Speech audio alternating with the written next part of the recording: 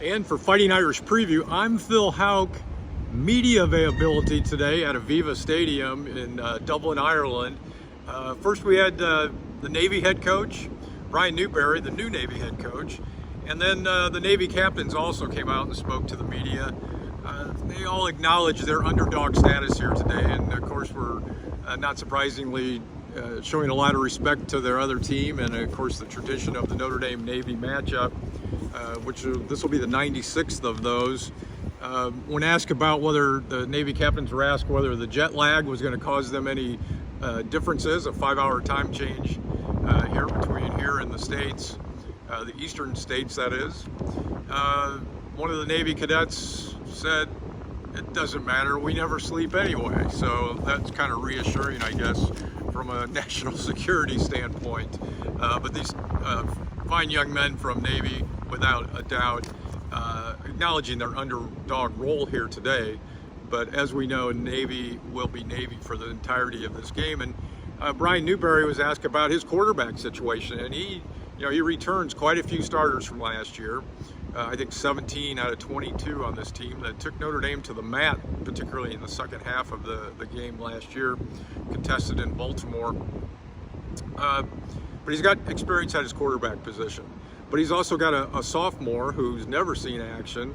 Ty Horvath is his name. Look for him. He's a little bit better of a passer, so expect to maybe see a little bit more passing, and the wind is just picking up out here. Next up, after the Navy players, and we had a little tour of the stadium, and then Marcus Freeman came aboard, along with J.D. Bertrand and Chris Tyree. Freeman confirmed that center Zeke Corral, who had been slowed by an ankle injury from about 10 days ago, seemed to be full go, back at practice, going at 100 miles an hour, ready to play as part of that offensive line that should be formidable for the Irish.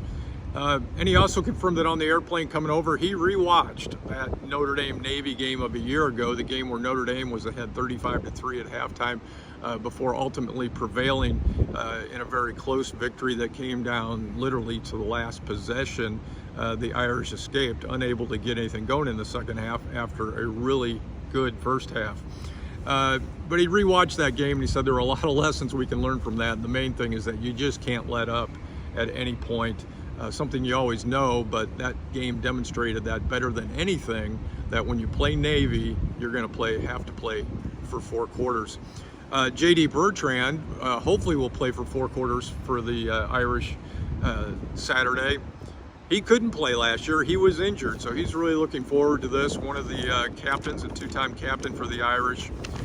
With Irish connections, lived here for a while as a youth. His father ran some business interests here in Dublin, and so has a background with Dublin. J.D. Bertrand, the linebacker. Linebackers, of course, very important, and when you go about trying to stop the option offense that Navy will run. And Chris Tyree talked about, he's got a new number. Chris Tyree has been number 2 throughout his career here at Notre Dame, but he will now be wearing number 4. The reason for that is because he is going to be returning punts for the Irish. And there's a defensive player who is also on the punt team who also wears number 2. Tyree wore number 4 in high school, so voluntarily made the switch to number 4 so the Irish wouldn't have 2 players on the field at the same time with the same number, which you can't do because that would be a penalty. Also asked about having caught 20,000 footballs this summer, as was reported a few weeks ago, as Tyree makes the transition from running back over to slot receiver. And I asked him, I said, now is that 20,000 attempted catches or is that 20,000 catches? And he just made everybody laugh when he said, drops don't count. So that he legitimately caught 20,000 footballs over the summer. The Irish are 20.5-point favorites in this game. And now tomorrow will be kind of an off day for the media and everybody else to enjoy the migration to Dublin, Ireland, the largest peacetime migration from one country to another. 39,000 fans expected to make that trek over from the United States into Dublin.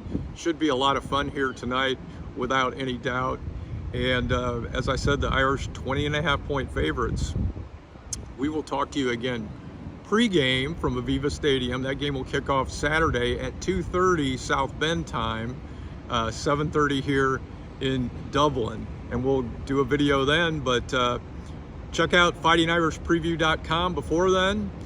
Plenty of good stuff up there. And for Fighting Irish Preview, I'm Phil Hauk, and I'll talk to you later. And that's a wrap on the media day here at Aviva Stadium.